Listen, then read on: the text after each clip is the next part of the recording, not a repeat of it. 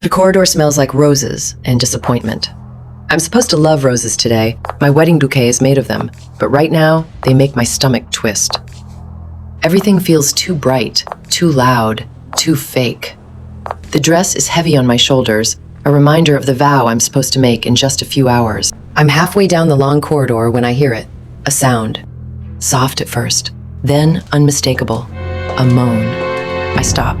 My fingers tighten around the bouquet red roses wrapped in silk ribbon. Something new.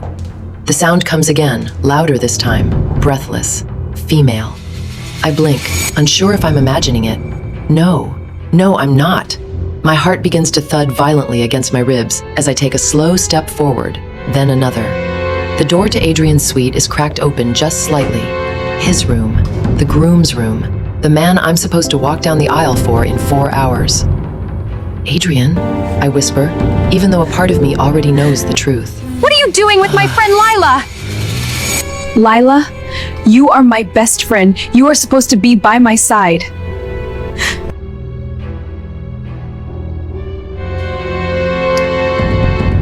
You are supposed to knock before you open my door. I'm disappointed with the both of you. This wedding is canceled. I don't wait for explanations. I don't want any. I turn and run. My feet trip over the scattered rose petals, but I keep going, sprinting down the hall, gripping the heavy skirt of my wedding dress as if it's trying to drag me down with it. Why did it have to end like this? Of course the foundation of this marriage was lies. I said yes to please him and my parents. I slide down the door until I'm sitting on the floor, hands tangled in the layers of satin and lace I once thought were beautiful. Now they feel like a prison. My parents, God. They're downstairs drinking champagne with guests, bragging about the perfect wedding.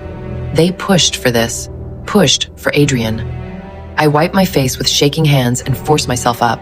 I grab the suitcase I had only partially unpacked, the one I originally brought with hopeful excitement, thinking today might be the start of a new life. Well, it still is, just not the one anyone planned. I throw open drawers, stuffing in anything that belongs to me. Dresses, jeans, a few shirts, my toiletries. I toss them all inside my luggage. I don't care if it's messy or wrinkled. I don't care about anything except getting out. Lila's voice echoes in my mind, sweet, loyal, trustworthy. Or at least, that's what I thought. You're my sister, Avery. I never hurt you. Not now, not ever. A lie. Everything is a lie. I don't have time for weakness, not now. I take one last look in the mirror. A runaway bride stares back. Eyes red, makeup ruined, dress perfect, ironically perfect. I'm done, I whisper to my reflection. I'm not marrying a liar, arrogant, ruthless, and a cheat. I'm not staying for anyone. Not anymore. With that, I fling the door open, wheel my suitcase down the hallway, and head for the back exit of the hotel. Every step away from that place feels like tearing off another layer of suffocating expectations. Outside, the cool air hits me like freedom. I throw the suitcase into the passenger seat of my car, rip the skirt of the dress so I can sit properly, and start the engine with shaking hands. The hotel looms behind me like a nightmare I refuse to relive. Goodbye, I mutter. Then I press the gas pedal. The tires screech, the city blurs, and I don't look back. New York is an hour and a half away, a new city, a new life, a new beginning. And for the first time in a very long time, I choose me.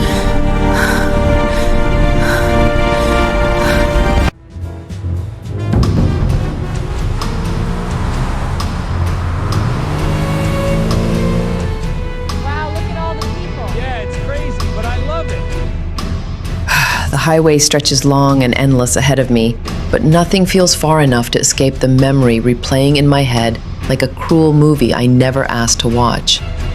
Lila's gasp, Adrian's hands on her waist, his shirt undone, her lipstick smudged, my bouquet hitting the floor.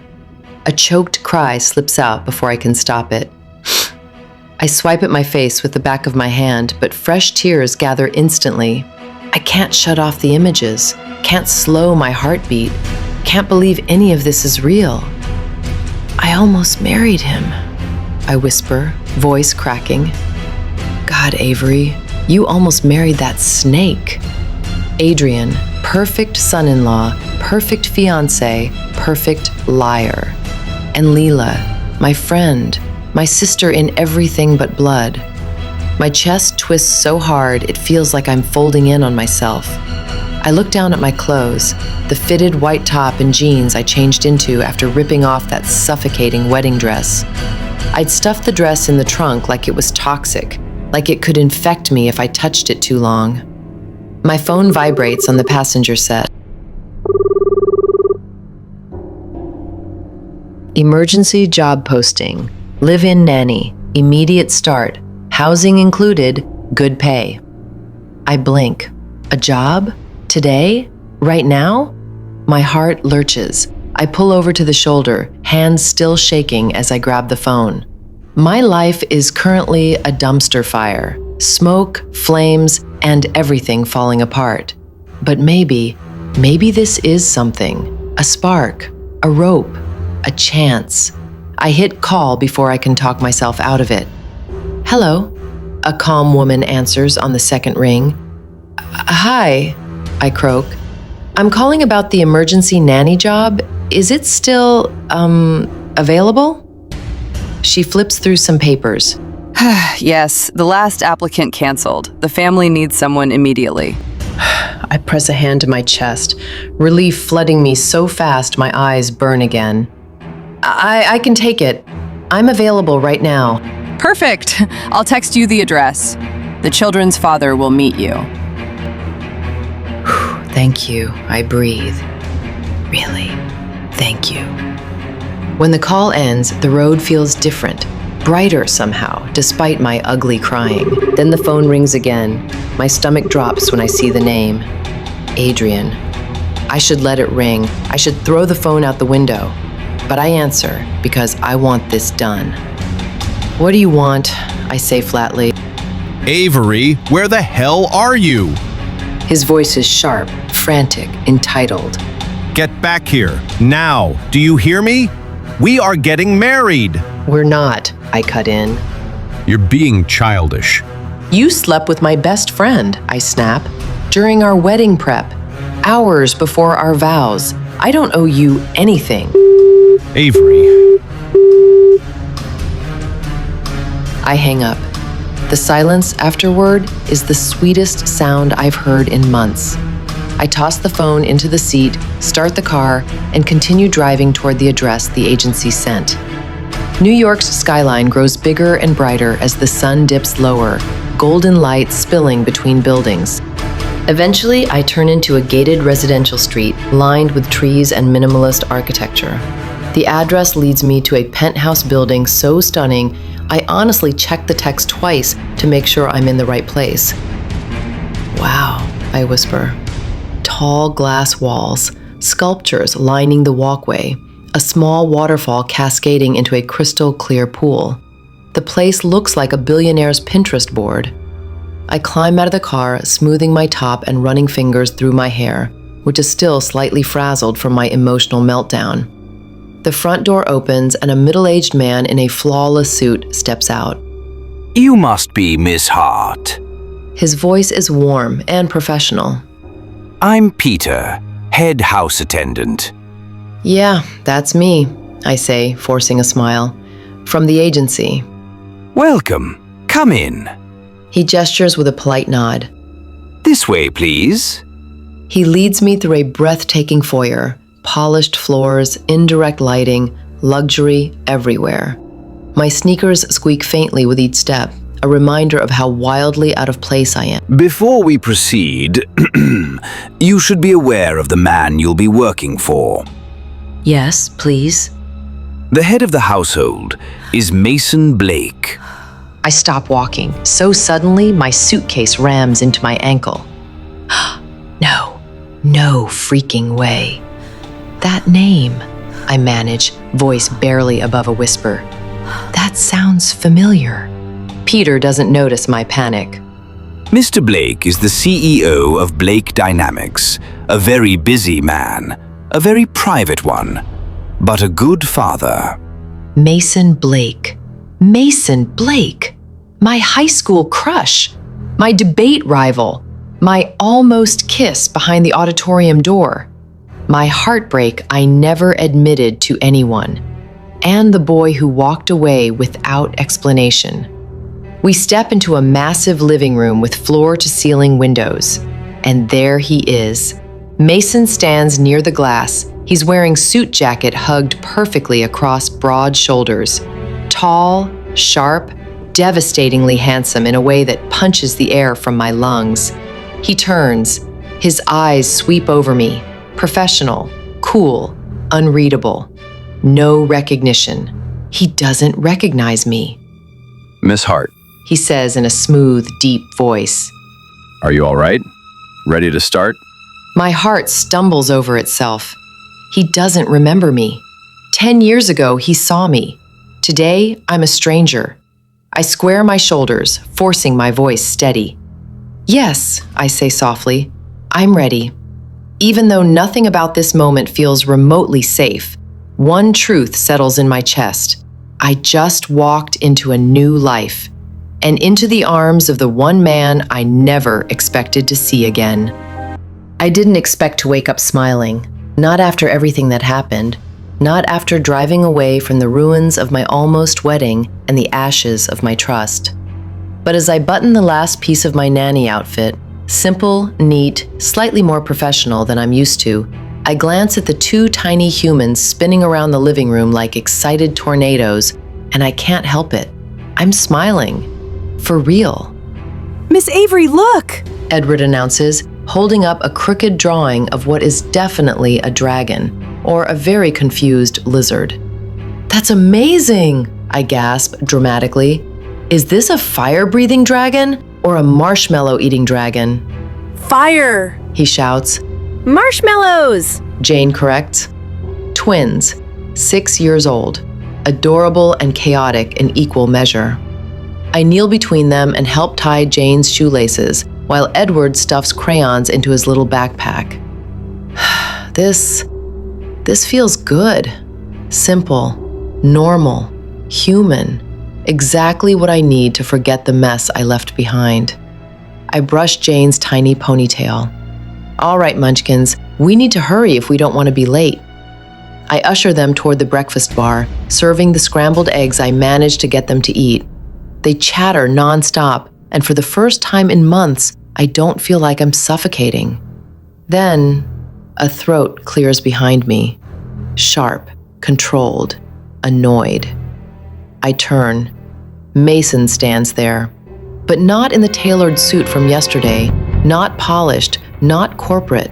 He's wearing a fitted short-sleeve shirt that hugs every carved line of his torso and exposes those infuriatingly perfect biceps I remember from high school.